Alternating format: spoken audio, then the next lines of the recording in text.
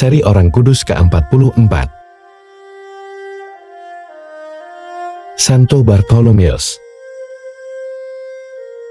Rasul.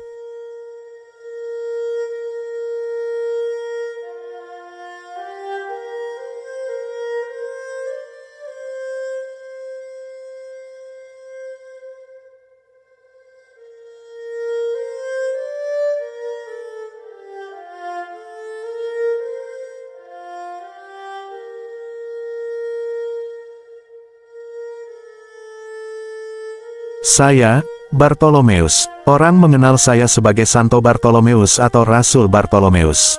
Saya merupakan Rasul ke-6 yang dipilih oleh Tuhan Yesus. Begini kisah saya. Saya lahir pada abad pertama Masehi di Kana di Galilea, tidak jauh dari Nazaret, sebagai keturunan dari keluarga petani miskin Israel.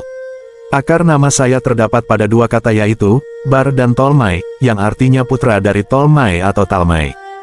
Dalam Injil Yohanes, saya disebut sebagai Rasul Natanael yang berasal dari desa Kana di Galilea. Saya diperkenalkan kepada Tuhan Yesus oleh teman saya Rasul Filipus, yang telah menjadi pengikut Tuhan Yesus, dan ia membawa saya menemui Tuhan Yesus. Yang menakjubkan bagi saya adalah, bahwa Tuhan Yesus telah mengenal saya, bahkan sebelum kami bertemu. Tuhan Yesus memberi saya pujian yang luar biasa ketika kami bertemu, katanya. Inilah orang Israel sejati. Tidak ada kepalsuan di dalam dia. Ketika saya bertanya bagaimana ia mengenal saya, lalu Tuhan Yesus berkata, "Aku melihatmu di bawah pohon ara." Apapun pewahyuan luar biasa yang terlibat di dalamnya, hal ini membuat saya berseru, "Rabi, engkau adalah anak Allah, engkau adalah Raja Israel." Namun Tuhan Yesus membalas dengan berkata, "Apakah kamu percaya karena aku sudah memberitahumu bahwa aku melihatmu di bawah pohon ara? Kamu akan melihat hal-hal yang lebih besar dari ini." Sejak saat itu saya mengikuti Tuhan Yesus hingga ia wafat di salib, dan menjadi saksi kebangkitannya. Pada akhirnya saya memang melihat hal-hal yang lebih besar. Saya adalah salah satu orang, yang menyaksikan Tuhan Yesus menampakkan diri di tepi laut Tiberias setelah kebangkitannya. Saat itu kami telah memancing sepanjang malam tanpa hasil. Di pagi hari, kami melihat seseorang berdiri di tepi pantai, namun tidak ada yang tahu bahwa itu adalah Tuhan Yesus. Dia menyuruh kami untuk menebarkan jala kami lagi, dan kami mendapat tangkapan yang sangat banyak sehingga kami tidak dapat menarik jala itu. Lalu Rasul Yohanes berseru kepada Rasul Petrus, "Itu Tuhan." Ketika kami membawa perahu ke pantai, kami menemukan api sedang menyala, dengan beberapa ikan diletakkan di atasnya, dan beberapa roti. Tuhan Yesus meminta kami untuk membawa beberapa ikan yang kami tangkap, dan mengundang kami untuk datang dan makan. Meskipun kami tahu bahwa itu adalah Tuhan Yesus, namun tidak ada satupun dari kami yang berani bertanya, "Siapakah dia?" Tidak lama kemudian, setelah kenaikan Tuhan Yesus ke surga, saya memulai perjalanan misionaris untuk berkhotbah, dan membimbing orang kepada Yesus. Cinta saya kepada Kristus tidak mengenal batas, dan dengan berkhotbah, saya mengubah banyak orang menjadi Kristen. Saya berkhotbah di Asia Kecil, India, dan Armenia. Kasih saya kepada Yesus menimbulkan kebencian dari para pendeta kafir. Suatu kali saya menyembuhkan putri Raja Polimius dari Armenia dari kegilaan. Setelah itu, keluarga kerajaan dan rakyatnya masuk Kristen dengan membakar berhala, sehingga menyebabkan berhala tersebut menunjukkan roh jahatnya.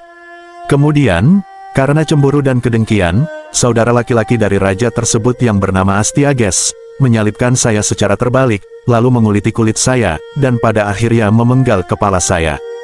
Kaum kafir memasukkan relik-relik atau tubuh saya ke dalam kotak timah, dan membuangnya ke laut, karena klaim umat Kristiani tentang berbagai mukjizat berhubungan dengan relik.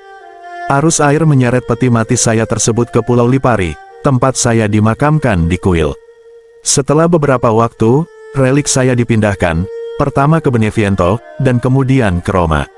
Saat ini, sebagian dari relik saya disimpan di Roma di gereja Saint Bartolomeus di sebuah pulau kecil di Sungai Tiber. Menariknya, pada zaman pagan, di pulau kecil ini terdapat tempat suci bagi dewa Aesculapius, dewa dokter, dan pengobatan. Keterkaitan dengan dunia kedokteran ini seiring berjalannya waktu menyebabkan nama saya dikaitkan dengan dunia kedokteran dan rumah sakit, terutama ketika sedang dilanda penyakit kulit dan saraf. Peninggalan lainnya berada di Katedral Frankfurt dan Canterbury di Inggris. Pada abad ke-13, biara Saint Bartolomeus dibangun di tempat saya diyakini meninggal. Biara ini terletak di tenggara Turki. Saya dikreditkan dengan banyak mukjizat lain yang berkaitan dengan berat suatu benda. Salah satu keajaiban ini terjadi selama Perang Dunia Kedua, yakni, ketika rezim fasis sedang mencari cara untuk membiayai kegiatannya, perintah diberikan untuk memindahkan patung perak saya dan meleburnya.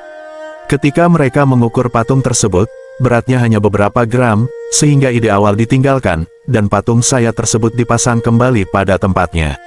Namun kenyataannya, patung itu terbuat dari perak berkilo-kilogram beratnya. Saya adalah Santo pelindung para nelayan, penambang, petani, petani anggur, penggembala, pekerja kulit, penjahit, tukang roti, tukang daging, dan penjilid buku. Saya dipanggil untuk melawan penyakit kulit dan saraf, setan dan roh. Banyak gereja, desa, dan pemukiman yang dengan bangga menyandang nama saya sebagai pelindung. Saya dikenang saat ini sebagai simbol keyakinan yang tak tergoyahkan, dedikasi terhadap keyakinan, dan keberanian dalam menghadapi kesulitan. Kultus saya sebagai orang kudus terus berlanjut dalam tradisi Gereja Katolik Roma, Gereja Katolik Timur, Gereja Anglikan, dan Gereja Lutheran, yang dirayakan setiap tanggal 24 Agustus setiap tahunnya. Santo Bartolomeus, doakanlah kami.